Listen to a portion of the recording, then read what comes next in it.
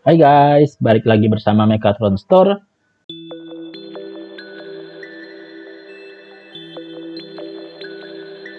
Kali ini kita bahas ESP8266. Oke. Mungkin kalian kalau ESP8266 ada beberapa yang itu apa ya, ESP apa? Mungkin kalian lebih banyak kenal Note MCU atau Wemos, atau mungkin malah kalian kenalnya Lolin atau Amica. Nah, sebelum saya masuk ke materi ini, penjelasan bagaimana cara menggunakannya, ada baiknya kita belajar, kita tahu dulu sebenarnya apa sih ini, nama-namanya kok banyak banget. Ada yang ESP01, ada ESP07, ada ESP12, Note MCU, Amica, Lolin, Wemos, gitu ya. Agak bingung juga kan. Awal-awal saya juga bingung juga nih, apaan banyak banget nama-namanya, yang mana nih yang bakal saya pakai, yang mana sebenarnya. Apalagi kalau kalian terus pas searching lagi tahu pakai ESP32, makin bingung lagi yang mana yang harus dipakai nih, sama Arduino bedanya apa. Nah, sebelum kita masuk perbedaan mereka, saya jelasin dulu bedanya dengan Arduino. Ini Arduino ya. Nah, ini Arduino Uno. Nah, ini memang bentuknya sengaja dibuat mirip. Lebih dulu ya Arduino pasti. Cuma Arduino ini cuma microcontroller biasa.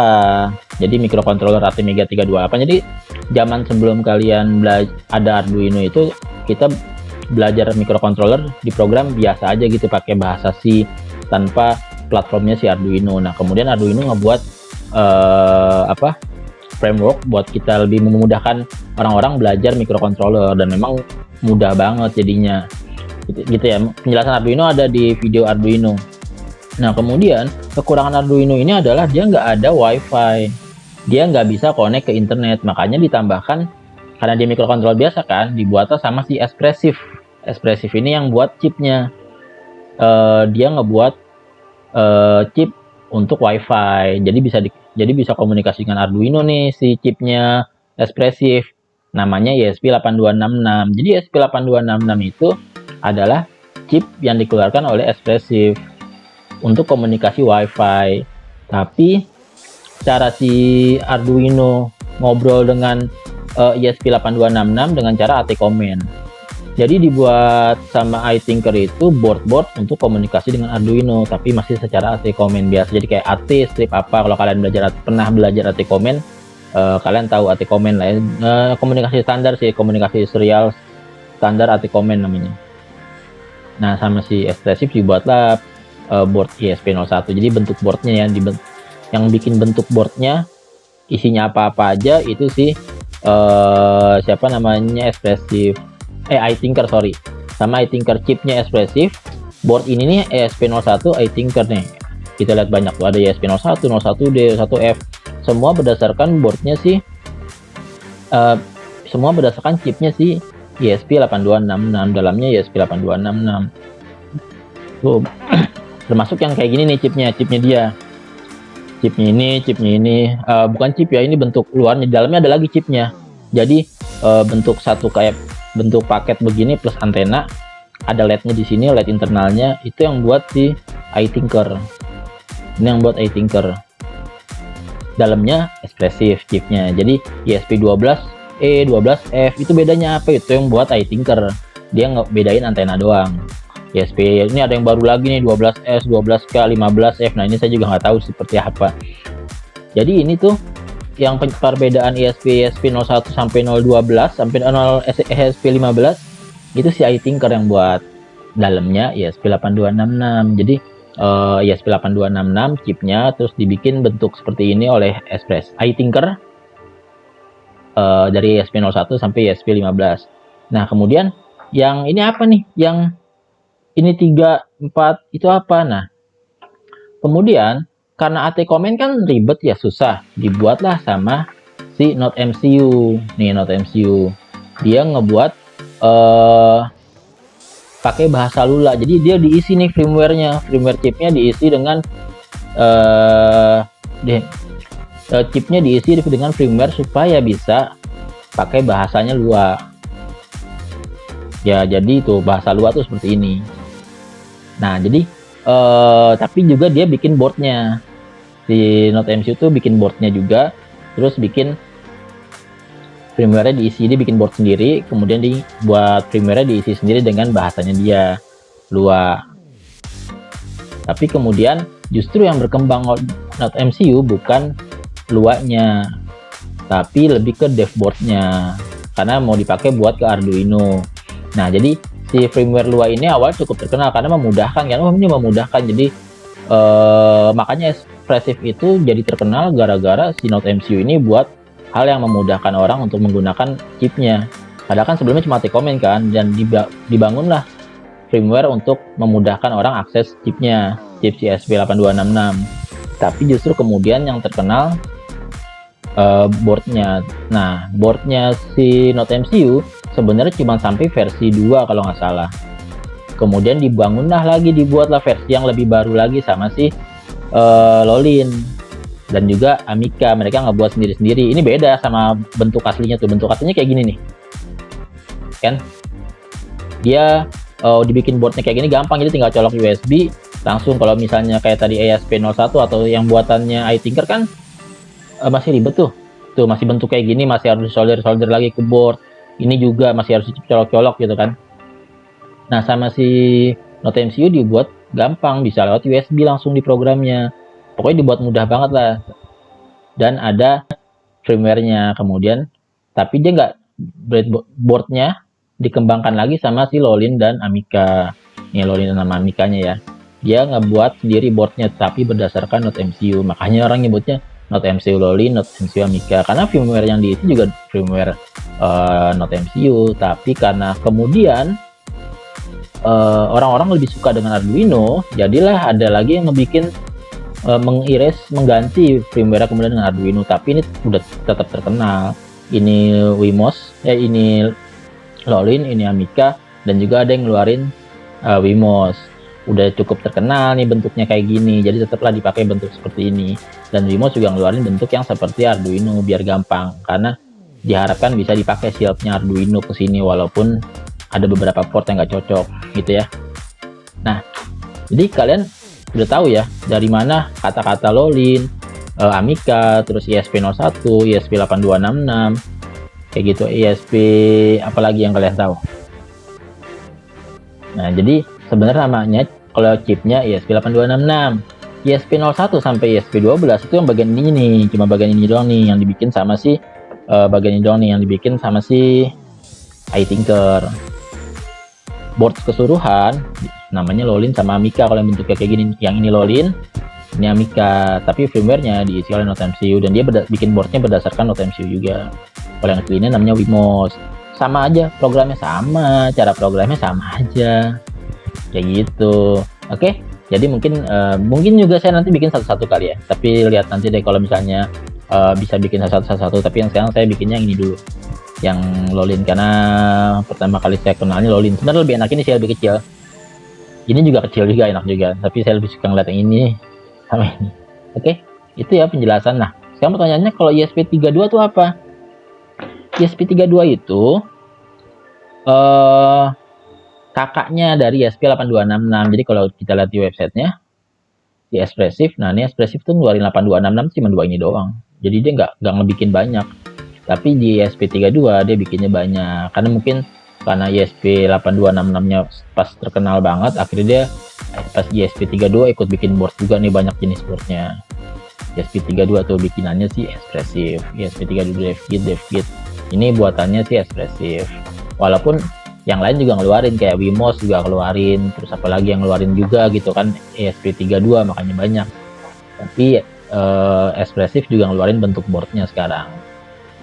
Karena dilihat kok orang rame gitu ya, mungkin pada beli model boardnya langsung, gak cuma chipnya. Jadi chipnya ini laku pasti. Nah, ESP32 ini jadi kalian bisa cek di situsnya perbedaannya apa, detailnya secara detail ya. Yang pasti ESP32 itu kakaknya dari ESP8266, dimana prosesornya lebih cepat, terus memorinya lebih besar, pinnya lebih banyak. Jadi kalau kayak Node MCU nih, pin buat analognya cuma satu. Jadi kalau kalian pakai sensor analog, sensor yang outputnya analog, dia cuma bisa satu pin. Sedangkan ESP32 banyak pinnya buat analog sensornya. gitu ya. Buat analog inputnya banyak, jadi secara pin dia lebih kompleks, lebih banyak.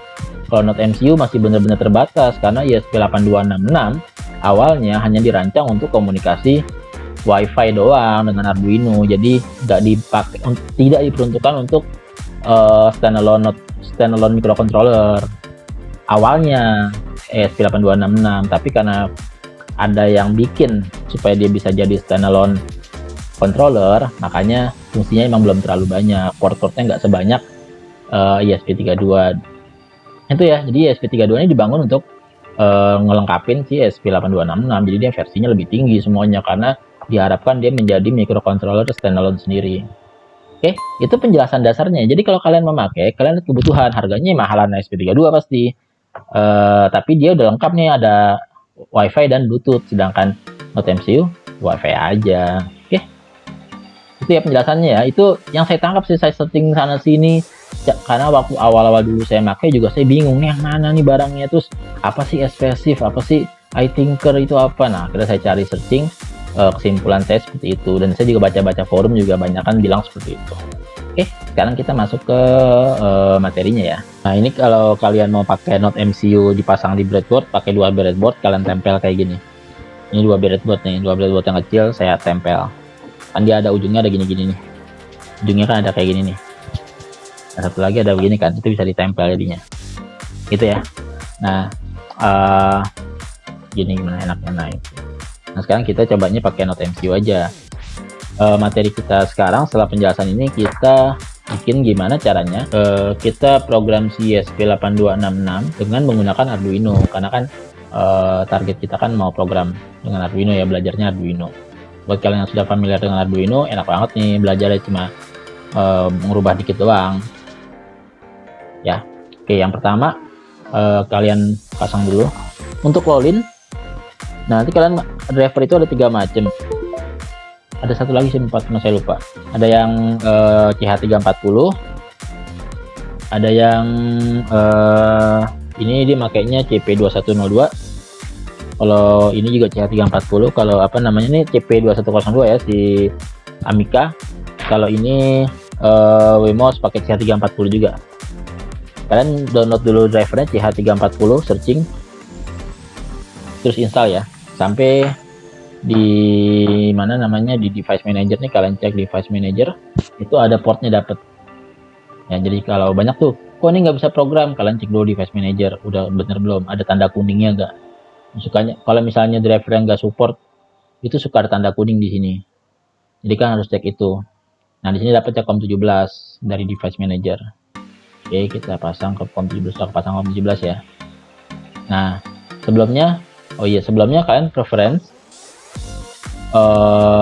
pasang di sini nih untuk ESP8266. Ini kalian tulis arduino.esp8266.com stable paket berapa itu ya. Ini kalian copy paste ke ini additional board manager URL. Jadi kalau kalian ada yang lain tinggal di enter aja sih. Kalau yang versi lama pakai titik koma kalau nggak salah.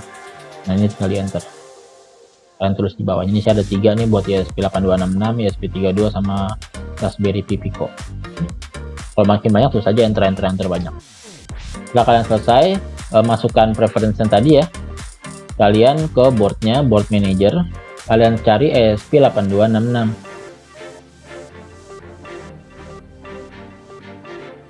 Nih, kalian install ESP8266, kalian install nih boardnya. Setelah kalian install, berarti stepnya cuma 2 itu aja sih. Pertama, preference tadi, masukin additional board URL-nya. Yang kedua, ini boardnya, board manager, kalian cari ESP8266 terus install. Kalau udah selesai, kalian pilih ESP8266 board, pilih Note MCU 1.0 ESP12E modul. 12E atau 12F sama aja. Walaupun ini 12F, tapi di sini 12E bisa juga. Oke, kalian klik ini, udah. Kemudian ada example, jangan takut. Tuh, example-nya banyak banget, ESP8266. Nah, misalnya nih, contohnya nih, kita pakai Blink. Kita pakai example-nya Blink. Yang paling standar biasanya memang belajar awal tuh Blink. Blinknya sama sih sama Blink biasa tuh. Cuma dia LED built-in-nya pin 2. Kalau Arduino kan pin 13 ya, dia pin 2. Udah selesai, langsung kita program.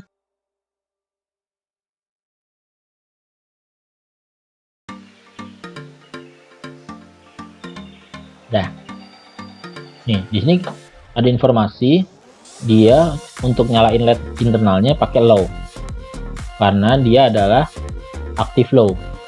Gitu ya. Kalau kalian sudah nonton yang video ESP32 itu kebalikannya, ESP32 Actify. Karena LED build ini ya, sedangkan ini dia LED build ini udah ada di dekat antena dan dia active low. Jadi kita kasih low, dia nyala, dikasih high dia mati. Tuh, udah bisa ya. Sesimpel itu. Jadi kalian bisa pakai programnya Arduino nih. Tapi kan kita nggak belajar Arduino, maksudnya kita kan nggak bikin program bener-bener Arduino kan. Di sini kita butuh pakai Node MCU itu supaya kita pengen internetnya, kita pengen IoT-nya. Jadi programnya ya agak beda dong dengan programnya Arduino. Oke. Nah sekarang kita gimana caranya nyalain dan hidupin dia dengan web base. Jadi kita bikin webnya dan diakses lewat IP-nya gitu ya. Nah, kita coba buat langsung aja deh. Kalian ini udah ngerti ya, saya anggap ya, karena ini Arduino dasar. Atau kalau kalian yang nggak belajar Arduino langsung ini, saya sarankan sih nonton video yang Arduino dulu. Tapi kalau enggak juga nggak apa-apa sih. Jadi di Arduino itu ada pin mode. Pin mode ini untuk setup ya pinnya itu mau jadi apa. Jadi kan pinnya ini ada banyak nih, ada beberapa lah ya. Nah, terus tulisannya si pin mode itu gini formatnya. Pin mode misalnya pin berapa, pin 1, pin 2, pin 3 gitu kan, pin 3 terserah, pin berapa, misalnya pin 10. Node MCU ini ada 10 nya gak sih? Kayaknya enggak deh. Misalnya 8, pin 8, di 8 berarti pin 8, koma sebagai apa, input atau output gitu ya, ditulis huruf besar semua, jangan salah gitu ya, misalnya input tuh kayak gitu. Nanti kalian jadiin si D8 nya sebagai input. Oke, itu ya. Nah, jadi intinya kalian belajar Arduino dulu sih enakan. Jadi kalian ngerti nih pin mode apa, digital write apa, delay apa. Ini saya nggak jelasin itu, saya harap kalian sudah belajar di Arduino. Oke. Nah, sekarang kita masuk ke gimana caranya kita bikin si ESP8266 ini, si Node MCU ini, si Lolin ini bisa kontrol LED tapi dari WiFi. Oke, sekarang kita bikin. Nah, sebelumnya kita pasang library-nya dulu. Nah, di sini SSID dan password itu WiFi kalian. Nama WiFi kalian apa?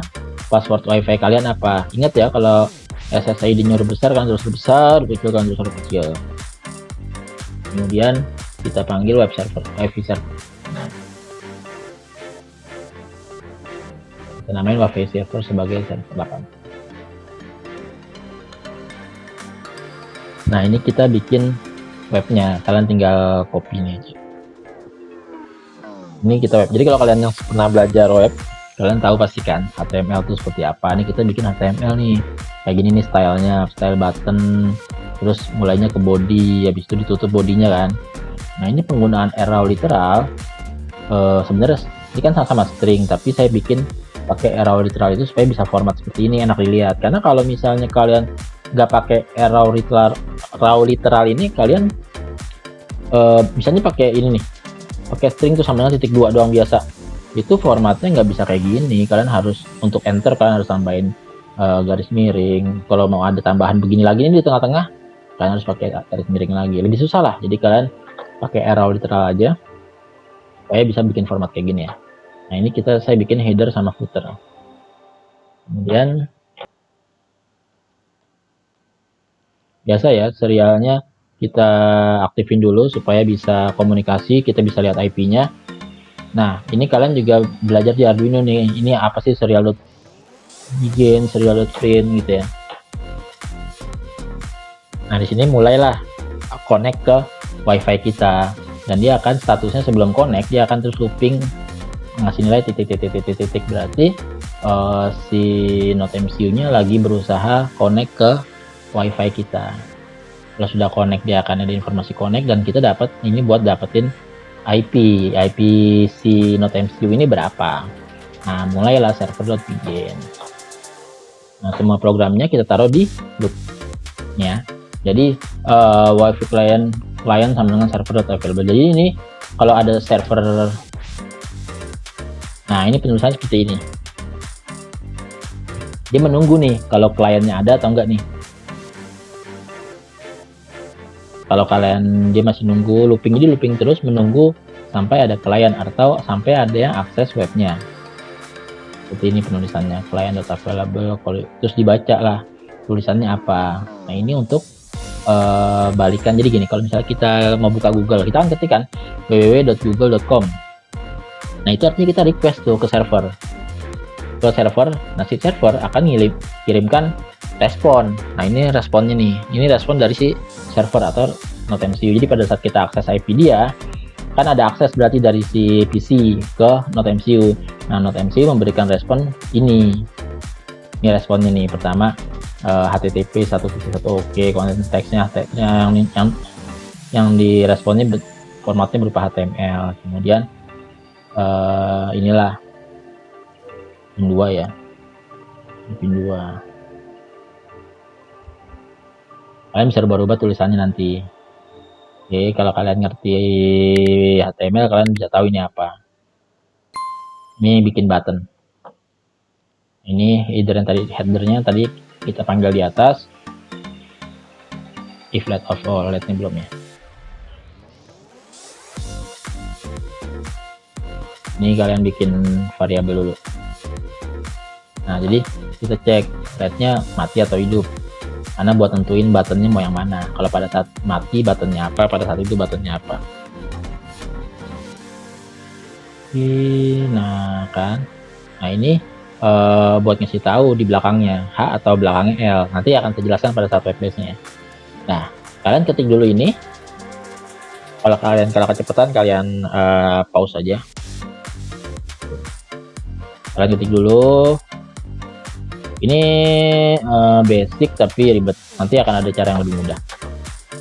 Kalau sudah, kita upload.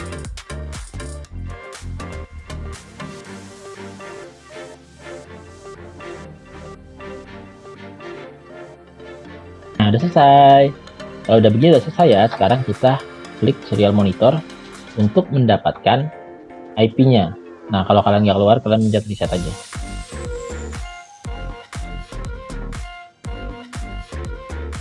Tunggu connect ya. Nah, udah connect kan? Berarti IP-nya 123.19. Kita ke browser langsung 192.168.19 ya. Nah, sudah bisa kan? Di sini mati.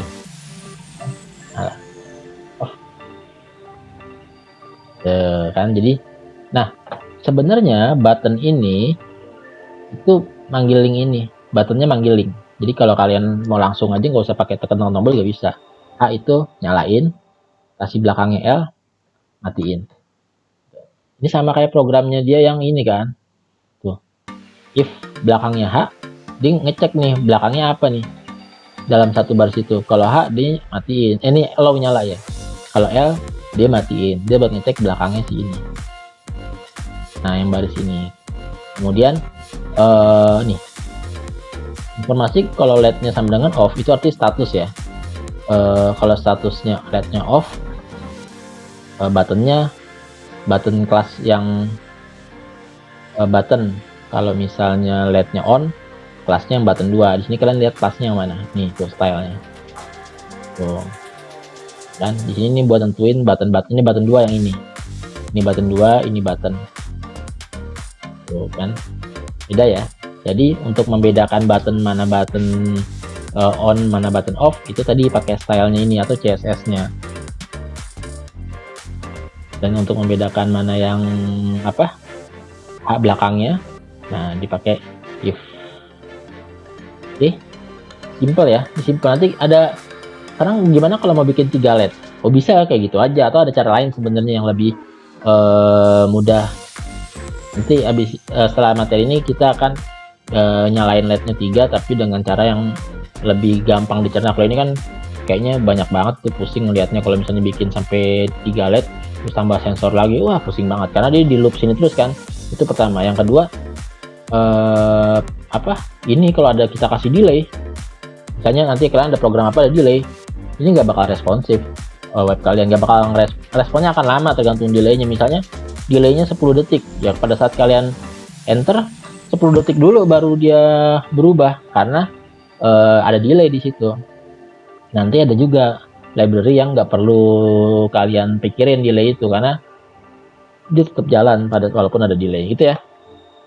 Untuk materi NoteMCU kali ini, materi dasarnya paling awal cuma sampai sini aja.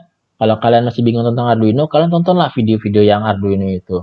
Itu basic Arduino-nya. Nah, kalau kalian sudah ngerti Arduino, kalian masuk ke sini.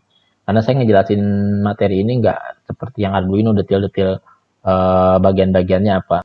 Nah, nanti kedepannya akan banyak materi-materi ESP8266 ini. Karena memang fungsinya masih banyak banget. Nah, kalau kalian ada saran atau mau tanya-tanya, boleh tulis langsung di komentar. Dan kalau kalian suka dengan videonya, jangan lupa subscribe, like, and share. Thank you.